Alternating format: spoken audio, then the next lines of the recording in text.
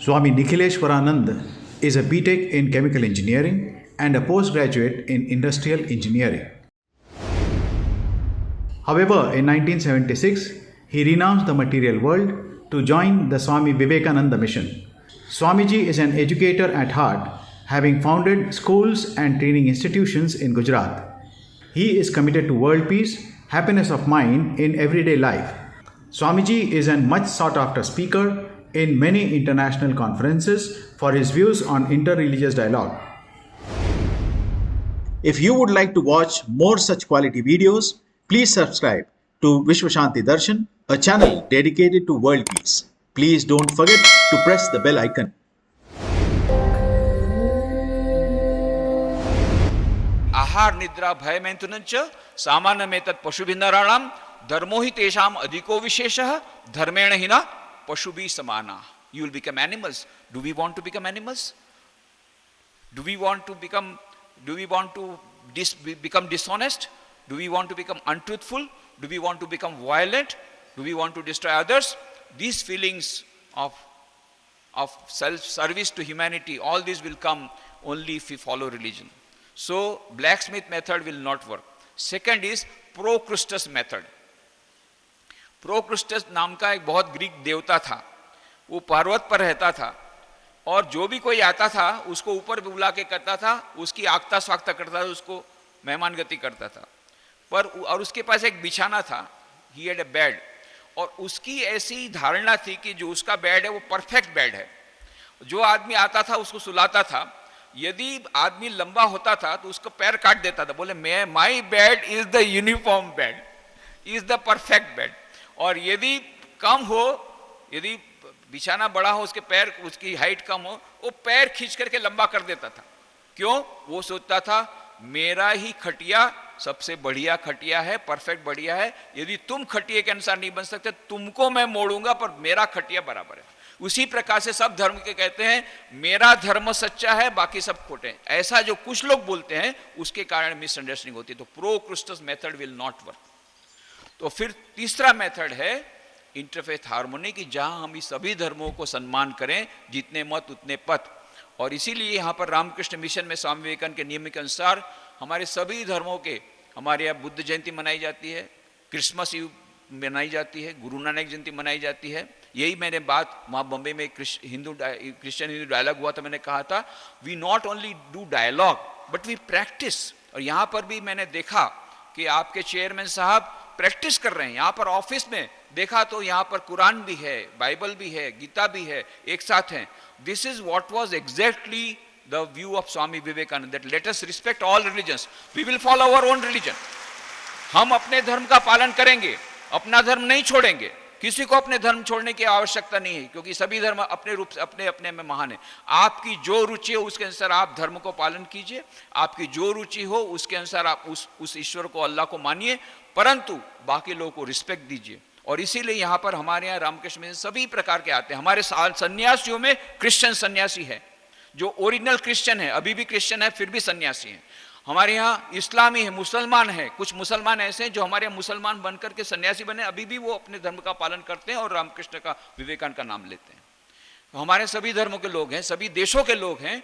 So Swami Vivekananda had that vision 120 years back. 1897 में उन्होंने कहा था कि यहाँ धर्मों का भेदभाव हमको मिटाना पड़ेगा, which is the need of the hour. तो ये interfaith harmony is the need of the hour, and that interfaith harmony only will bring global civilization and that will bring global peace. ये बाहर की शांति और भीतर की शांति के बारे में मैंने जो कहा था कि हमारे मन में शांति नहीं है. आज कोई भी, कितने लोग बैठे हैं, कितने लोग मेरे पास आके बोलते, एक ही प्रश्न बोलते, एक ही बात बोलते हैं, मेरे में शांति नहीं है, मन में शांति नहीं है, टेंशन में हूँ. ये टेंशन का जमाना आ गया. कितने सारे सुसाइड की किताबें निकल रही है, कितने लोग साइकिक पेशेंट बन रहे हैं. एक पूरा जमाना टेंशन का जमाना आ गया. एक छोटी बच्ची को मैंने पूछा कैसी हो, बोले बड़ी टेंशन में है. इतनी छोटी बच्ची टेंशन में? बोले नहीं, मैं अभी सीनियर केजी में हूँ, पिछले साल जूनियर केजी में थी तो फर्स्ट क्लास फर्स्ट आई थी, मम्मी ने कहा इस बार भी फर्स्ट क्लास फर्स्ट आना है, इसलिए बहुत टेंशन में हूँ.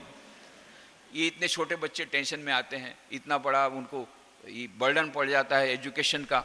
This is the modern society, this is our society. ये बचपन से ही टेंशन.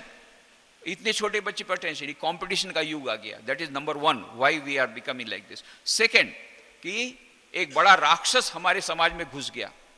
राक्षस का नाम क्या है? कंज्यूमरिज्म, उपभोक्तावाद। सबको और चाहिए और चाहिए, एक मोबाइल है तो दूसरा चाहिए, ऑर्डिनरी मोबाइल है तो स्मार्ट मोबाइल चाहिए जिसमें व्हाट्सएप हो सके, सब हो सके, फिर एक आया तो 2 मोबाइल चाहिए, और टैबलेट चाहिए, लेटेस्ट मॉडल का गैजेट्स चाहिए, मकान चाहिए, और कपड़े चाहिए, 10 जूते दोबारा चाहिए, और कोई सेटिस्फेक्शन नहीं है। क्यों? हम लोग सोचते हैं कि जितनी बाहर की वस्तुएं हमको शांति देगी, इसलिए हम लोगों ने अपने मन में इक्वेशन बनाया, H is directly proportional to M, where H is equal to happiness and M is equal to money. जितना पैसा आएगा उतना हमारे जीवन में सुख आएगा। पर क्या सच बात ऐसी है? स्टैटिस्टिकल एनालिसिस कहता है कि there are 3 countries in the world having highest per capita income, America, Japan and Sweden, and there are 3 countries having highest rate of suicide, increasing suicide.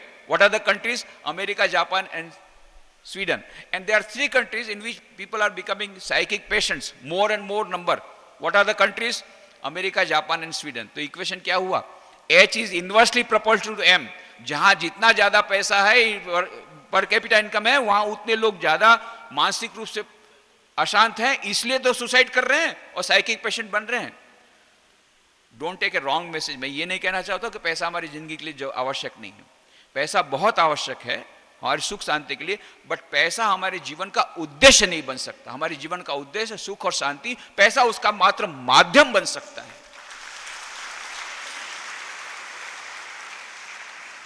There is a beautiful book by Danah Zohar. She is a professor in Oxford University. The name of the book is SQ, Spiritual Intelligence, the Ultimate Intelligence, where she says neurologically, physiologically, biologically, psychologically, from every point of view there is a concluding evidence. There is something called SQ, which is the basis of both IQ and EQ. What is IQ? IQ will tell you how to play the game of life. What is EQ? Emotional quotient will tell you how to play the game of life under changed circumstances with changed strategies. What is SQ? Spiritual quotient. SQ will tell you whether to play the game of life at all or not. Well, that is your choice. What is the meaning of life? What is the purpose of life? हम यहाँ पर क्यों आए हैं पृथ्वी पर? हमारे जीवन का उद्देश्य क्या है? कभी सोचा, कभी नहीं सोचा। कई यंगस्टर को मैं पूछता हूँ जीवन का उद्देश्य क्या है? बस इंजीनियर बनाऊंगा, डॉक्टर बना, चार्टर्ड अकाउंटेंट। पर जीवन अंतिम उद्देश्य क्या है? बोले सोचा नहीं। कब सोचोगे? गाड़ी जब स्टार्ट होती तब कहना पड़ता है जाना कहाँ है। अब गाड़ी दूसरी जगह पहुंच गई, बोले अरे कहाँ आ गए। अब पछतावा होत क्या जब चिड़िया चुग गई खेत। ये एसक्यू है, स्पिरिचुअल क्वोशंट। उसमें एक बहुत अच्छा इंसिडेंट उन्होंने दिया है डाना जोहार ने। By the side of Mexican coast there was a management consultant from Harvard University and there was a fisherman. वो एक मछली पकड़ने वाला था, वो नाव में बैठा था, सो रहा था।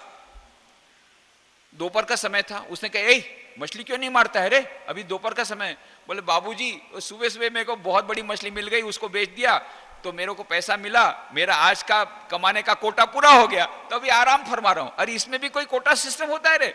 और मछली मार तो और पैसा मिलेगा। और पैसे का करूंगा क्या? क्यों? उसको डिपॉजिट करना। डिपॉजिट शब्द ही कभी नहीं सुना था। हाँ, डिपॉजिट करना, बैंक अकाउंट खोल देना, डिपॉजिट करना। ऐसा डिपॉजिट करते करते ज्यादा हो जाएगा तो दूसरी नाव खरीद लेना। फिर जब दूसरी नाव खरीदा और ज्यादा मछली मिलेगी तो और पैसा मिलेगा, फिर डिपॉजिट करना। ऐसा करते करते तू एक बहुत बड़ी मल्टीनेशनल कंपनी का सीईओ हो जाएगा।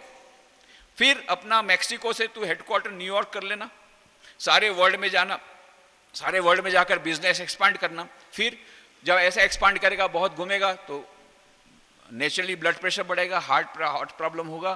तो 3 बार हार्ट सर्जरी होने के बाद डॉक्टर बोलेगा अभी ज्यादा नहीं हो सकता है, तब पूरी कंपनी को बेच देना।